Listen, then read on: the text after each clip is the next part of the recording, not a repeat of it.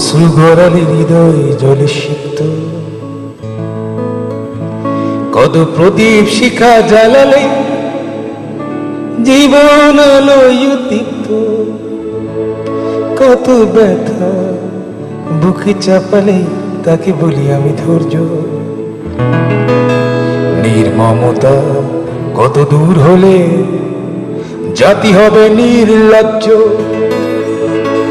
আমি চিৎকার করে কাঁদিতে চাহিয়া করিতে পারিনি চিৎকার। আমি চিৎকার করে কাঁদিতে চাহিয়া